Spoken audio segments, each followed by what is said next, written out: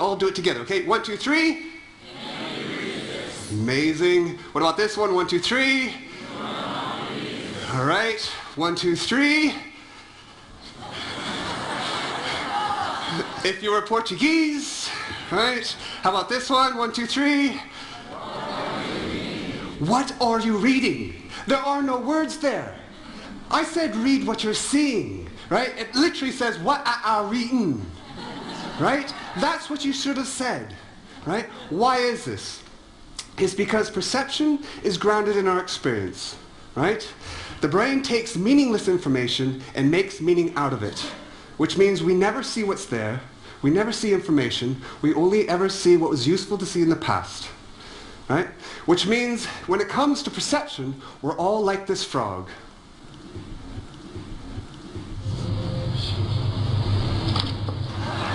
Right?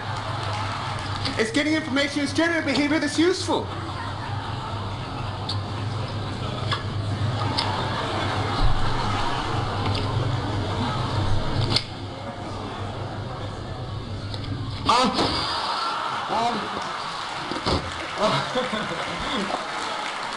And sometimes when things don't go our way, we get a little bit annoyed, right? But we're talking about perception here, right? And perception underpins everything we think, we know, we believe, our hopes, our dreams, the clothes we wear, falling in love. Everything begins with perception. Now, if perception is grounded in our history, it means we're only ever responding according to what we've done before. But that creates a tremendous problem, because how can we ever see differently? Now, I want to tell you a story about seeing differently. And all new perceptions begin in the same way. They begin with a question. The problem with questions is they create uncertainty.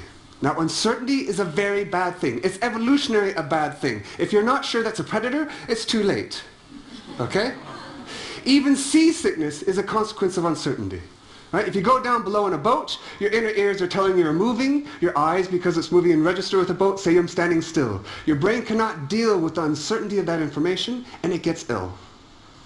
The question why is one of the most dangerous things you can do, because it takes you into uncertainty. And yet, the irony is, the only way we can ever do anything new is to step into that space. So how can we ever do anything new? Well, fortunately, evolution has given us an answer, right? And it enables us to address even the most difficult of questions. The best questions are the ones that create the most uncertainty. They're the ones that question the things we think to be true already. Right? It's easy to ask questions about how did life begin, or what extends beyond the universe. But to question what you think to be true already is really stepping into that space.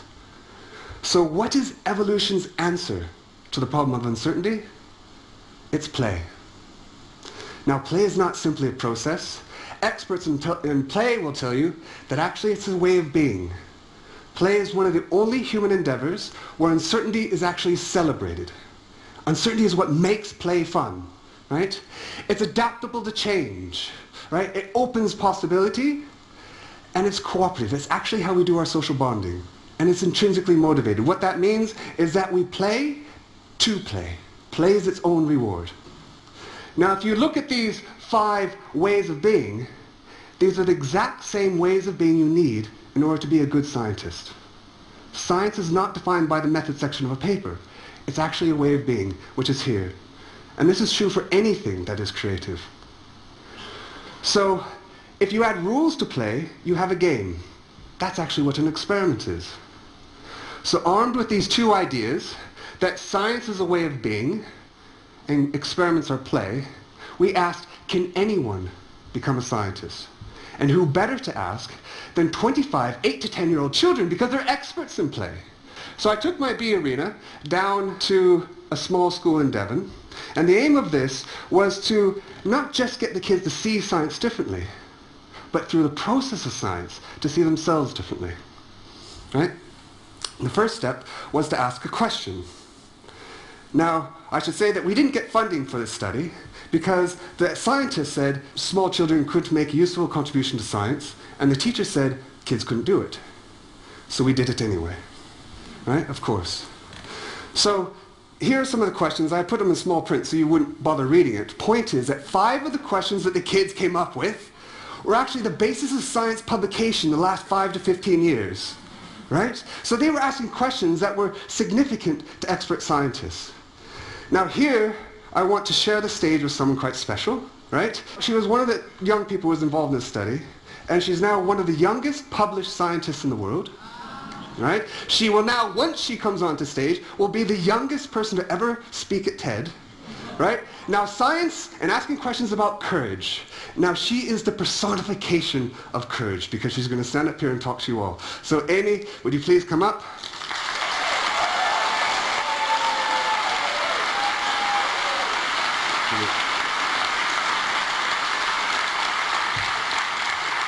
So Amy's going to help me tell the story of what we call the Blackawton Bees project. And first she's going to tell you the question that they came up with. So go ahead, Amy. Thank you, Beau. We thought that it was easy to see the link between humans and apes in the way that we think, because we look alike. But we wondered if there's a possible link with other animals. It'd be amazing if humans and bees thought similar, since they seem so different from us. So we asked if humans and bees might solve complex problems in the same way. Really, we want to know if bees can also adapt themselves to new situations using previously learned rules and conditions. So, what if bees can think like us? Well, it'd be amazing since we're talking about an insect with only 1 million brain cells.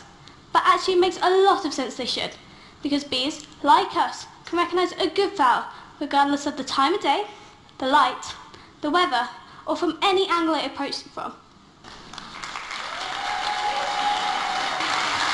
So next step was to design an experiment, which is a game. So the kids went off and they designed this experiment, and so, game. And so Amy, can you tell us what the game was and the puzzle that you set the bees? The puzzle we came up with was an if-then rule. We asked the bees to learn not just to go to a certain colour, but to a certain coloured flower, only when it's in a certain pattern. They were only rewarded if they went to the yellow flowers, if the yellow flowers were surrounded by the blue, or if the blue flowers were surrounded by the yellow. Now, there's a number of different rules the bees can learn to solve this puzzle. The interesting question is, which? What was really exciting about this project was we and Beau had no idea whether it would work. It was completely new and no one had done it before, including adults. Including the teachers. And that was really hard for the teachers. It's easy for a scientist to go in and not have a clue what he's doing, because that's what we do in the lab. But for a teacher not to know what's going to happen at the end of the day. So much of the credit goes to Dave Strudwick, who is the collaborator on this project. Okay? So I'm not going to go through the whole details of the study, because actually you can read about it. But the next step is observation.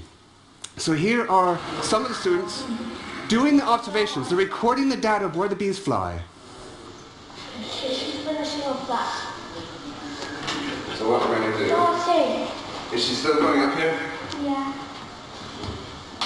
So you keep track. Wait, can you help me? Can you help me, Henry? What good scientist says that?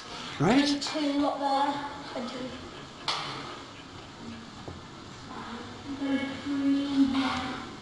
Right, so we've got our observations, we've got our data. They do the simple mathematics, averaging, etc., etc.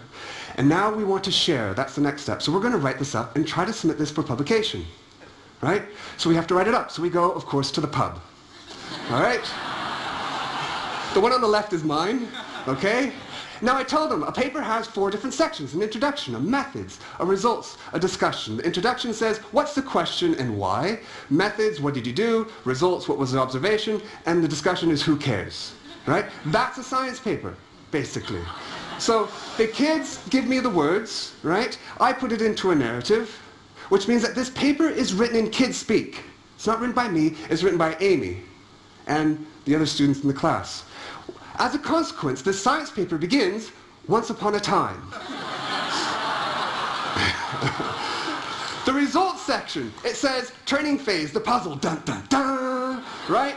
And the methods, it says, then we put the bees into the fridge and made bee pie, smiley face, right? This is a science paper. We're going to try to get it published.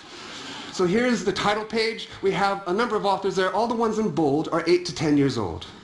The first author is Blackawton Primary School, because if it were ever a reference, it would be Blackawton et al. and not one individual. So we submit it to a public access journal, and it says this. It said many things, but it said this: I'm afraid the paper fails our initial quality control checks in several different ways. In other words, it starts off with but a time, the figures in crayon, etc. So we decide we'll get it reviewed. So I send it to Dale Purvis, who is a National Academy of Science, one of the leading neuroscientists in the world, and he says this is the most original scientific paper I've ever read, and it certainly deserves wide exposure. Larry Maloney, expert in vision, says the paper is magnificent. The work would be publishable if done by adults. So what do? We send it back to the editor. They say no. So we asked Larry and Natalie de Hempel to write a commentary situating the findings for scientists, right? Putting in the references.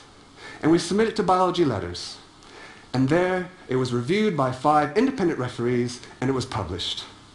Okay?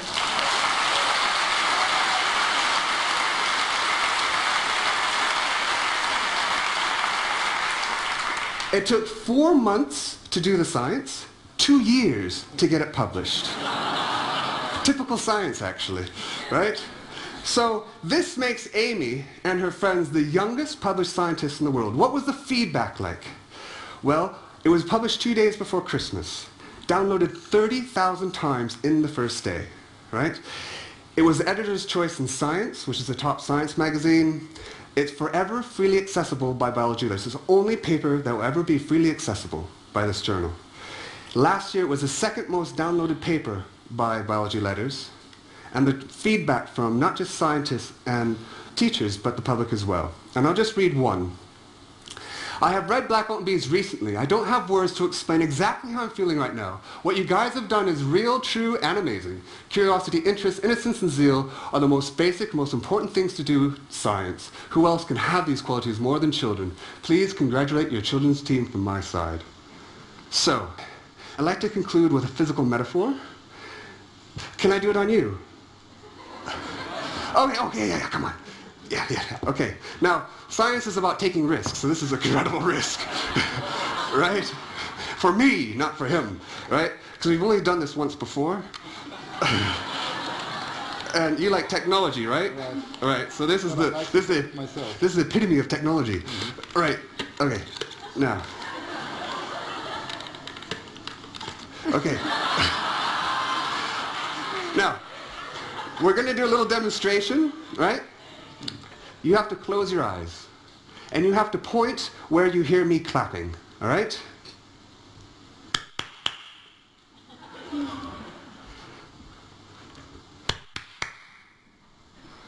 Okay, how about if everyone over there shouts? 1, 2, 3.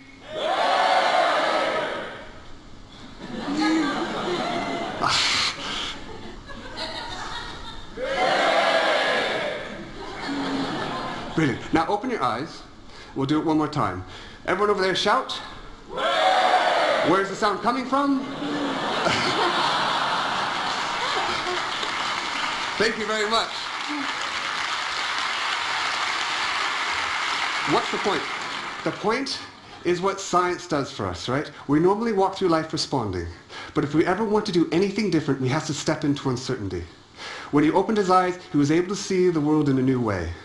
That's what science offers us. It offers the possibility to step on uncertainty through the process of play, right? Now, true science education, I think, should be about giving people a voice and enabling to express that voice. So I've asked Amy to be the last voice in this short story. So, Amy? This project was really exciting for me because it brought the process of discovery to life. And it showed me that anyone, and I mean anyone, has the potential to discover something new, and that a small question can lead into a big discovery. Changing the way a person thinks about something can be easy or hard. It all depends on the way the person feels about change. But changing the way I thought about science was surprisingly easy. Once we played the games and then started to think about the puzzle, I then realised that science isn't just a boring subject, and that anyone can discover something new. You just need an opportunity. My opportunity came in the form of Beau and the Blackawton Bee project. Thank you. Thank you very much.